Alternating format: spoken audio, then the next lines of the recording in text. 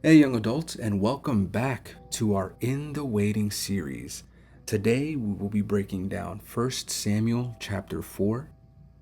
Now, this chapter honestly held a lot. Now, there is backstory that needs to go behind this just so we could kind of gather more context, right? So, at this point, we have the Israelites, they're in Ebenezer, and they are going to war with the Philistines. Now, at this point, you have Samuel, who's, growing up. He's not quite a full adult yet, but he's on his way there, right? I would say maybe about like late teens around that time. And then you have his two brothers, Hophni and Phinehas. Now, these two, they are prophets, but they were kind of corrupt.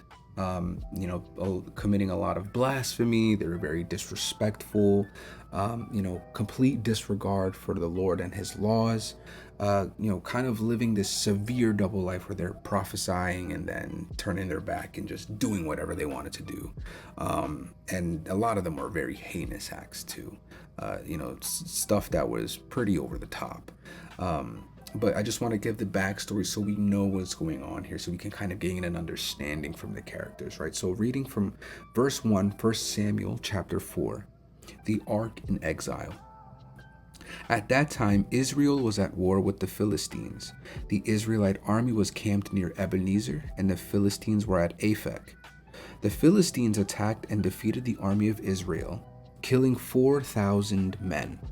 After the battle was over, the troops retreated to their camp, and the elders of Israel asked, "Why did the Lord allow us to be defeated by the Philistines?" Then they said, "Let's bring the ark of the covenant of the Lord from Shiloh. If we carry it into battle with us, it will save us from our enemies." So right here, right, we see that they just lost a battle, 4,000 men. It's a lot of people. And they're shocked, and you notice how their first question is not asking, is not so much asking like, "Lord, what happened? Like, what did we do wrong?" But it's saying like, "Lord, why did you let this happen?" How many times have we done that? Like, "Lord, why did you allow that to happen?" Like, I am currently in pursuit of my CDL, and it's been very rocky. But there have been times where I'm just like, "Lord, like, why did you let that happen? Why did you let me fail this one test?" So there's just, and it just goes to show, like, there's a heart posture that's there, right? Instead of saying like, "Lord, what can we do better?" Like, "Lord, show me like what you're teaching me in this season." They're not saying like, "Lord, what are you teaching us in this?" They're not saying like, "Lord, what are we supposed to gain from this?" Like, "Lord, what are we doing wrong?" No, they're saying, "Lord, why did you allow this to happen?" Right? They're asking, "Why did the Lord allow us to be defeated?" And then they see, okay, well, then they kind of figure out a solution, right? They say, "Let's bring the Ark of the Covenant of the Lord from Shiloh. If we carry it into battle, it will save us from our enemies."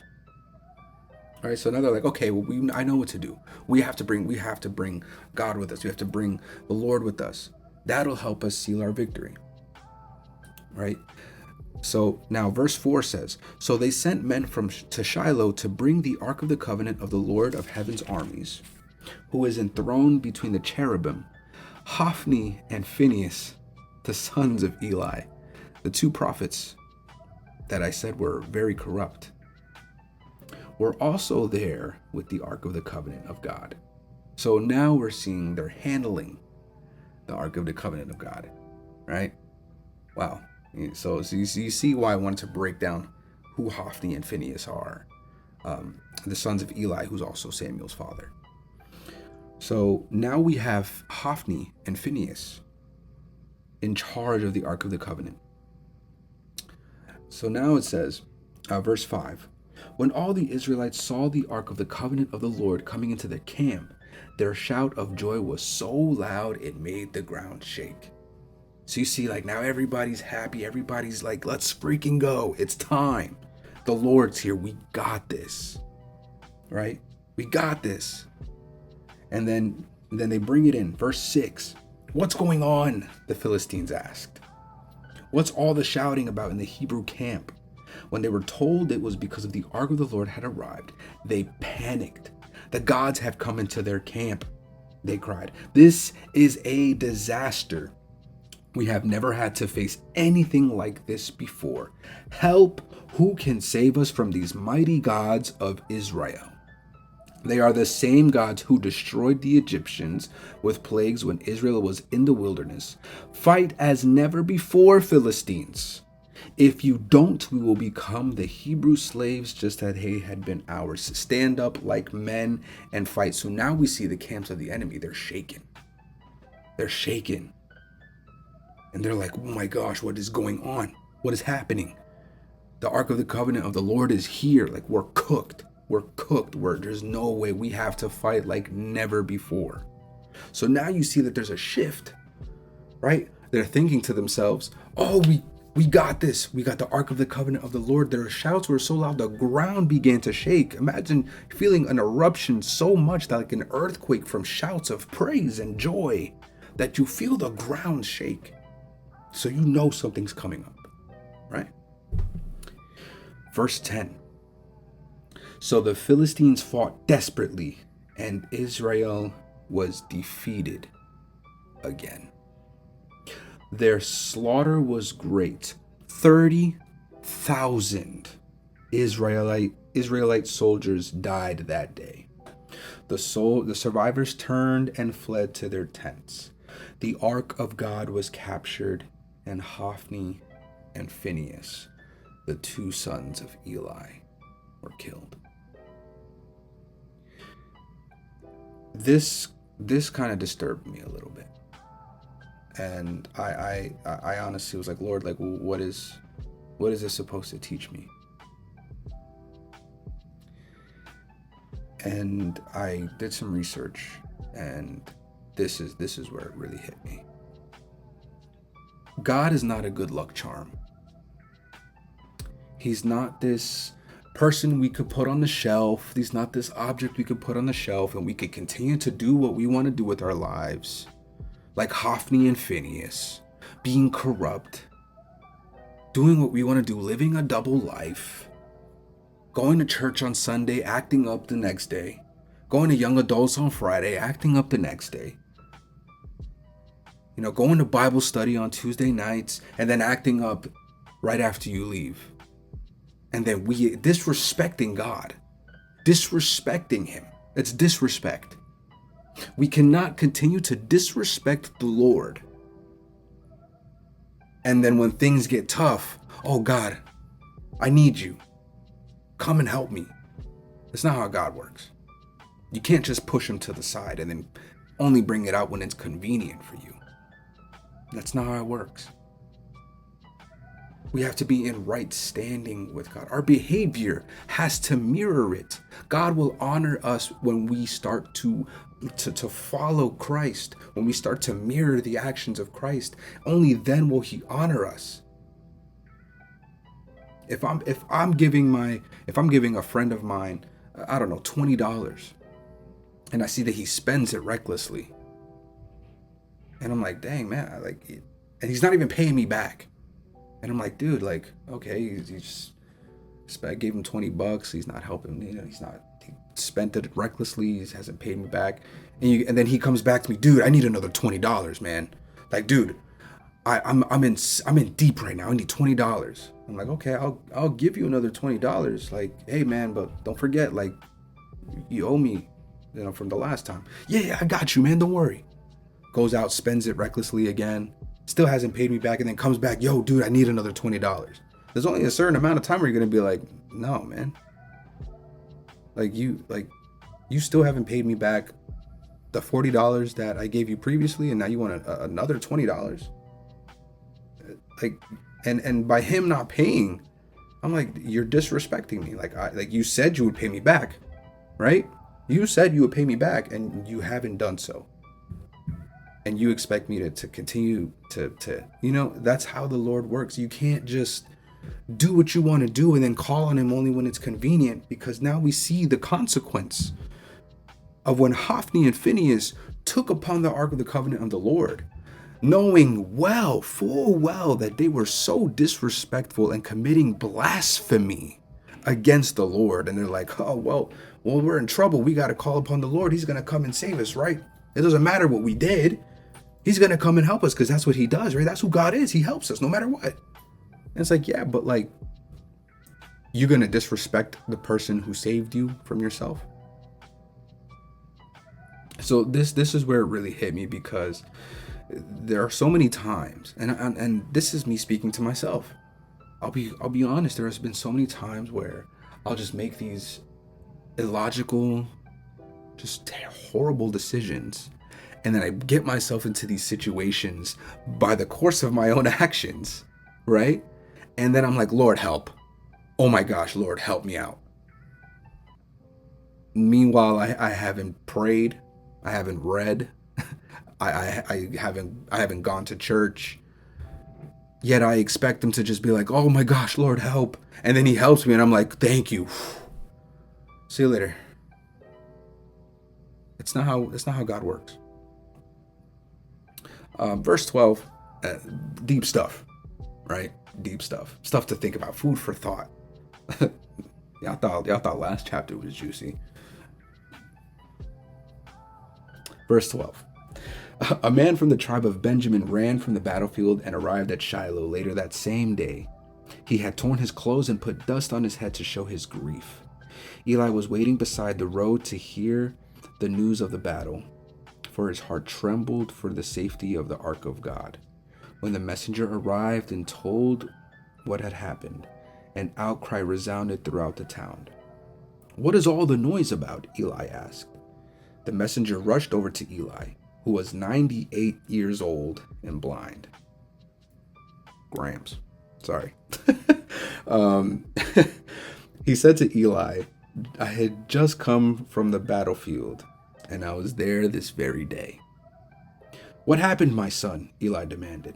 "Israel has been defeated by the Philistines," the messenger replied. "The people have been slaughtered, and your two sons, Hophni and Phinehas, were also killed, and the ark of God has been captured."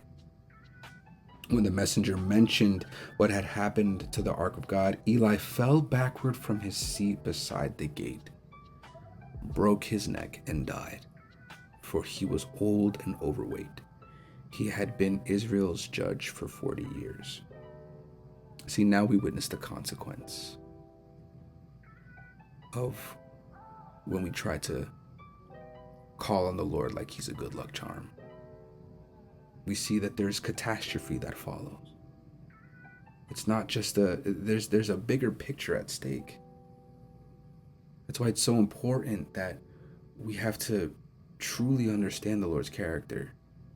We have to truly come into agreement with the Lord and his purpose for our lives and begin to walk the way he walked. Because the minute we start living this double life, it doesn't just affect us. It starts to affect what happens around us.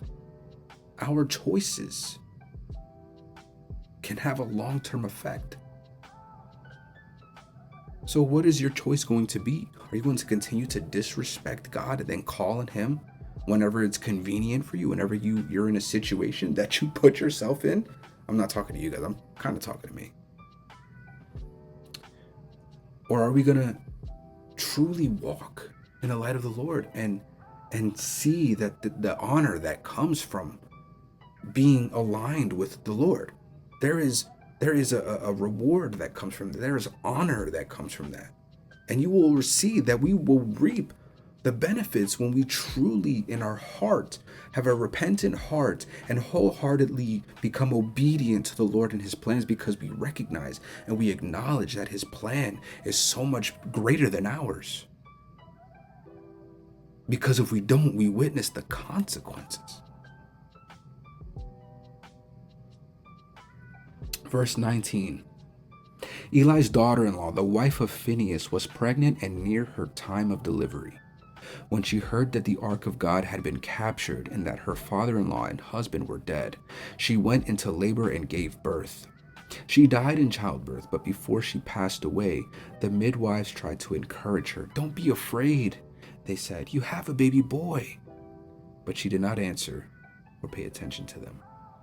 She named the child Ichabod, which means "where is the glory?" For she said, "Israel's glory is gone.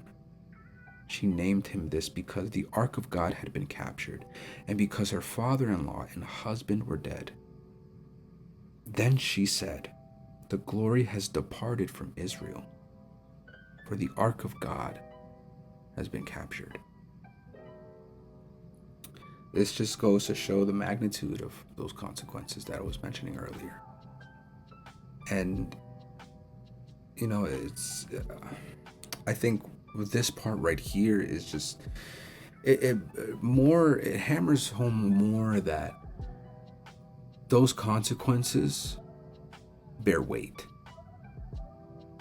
The consequence of when we choose to live this double life and use God as a good luck charm, and witness the consequence of us living that double life. It can lead to death, as we see what happened with Hophni and Phinehas. It can lead to depression. She had died, and before she passed away, the midwives tried to encourage her, which means she was upset, she was depressed, she was sad. And her last words were basically saying, like, there's no glory, there's no hope. We're seeing the weight of the consequence of what happens when we live this double life, when we only call upon the Lord and dust them off, take them off the shelf, and use them as a good luck charm. And then when we're all done, when everything's all good, we put him right back and we continue to do what we want to do. It doesn't just affect you. It affects the people around you. And some of those consequences can be long-term. Some of those consequences can be permanent. I know chapter 4 has been a pretty harsh one. But as we delve further into 1 Samuel, we will see how everything gets turned around. We witness the glory of the Lord. I'm trying to find a way to end it on a better note, because yikes, man. But stay tuned for our next video of 1 Samuel chapter 5. And I'm looking forward to seeing you guys next time. Take care.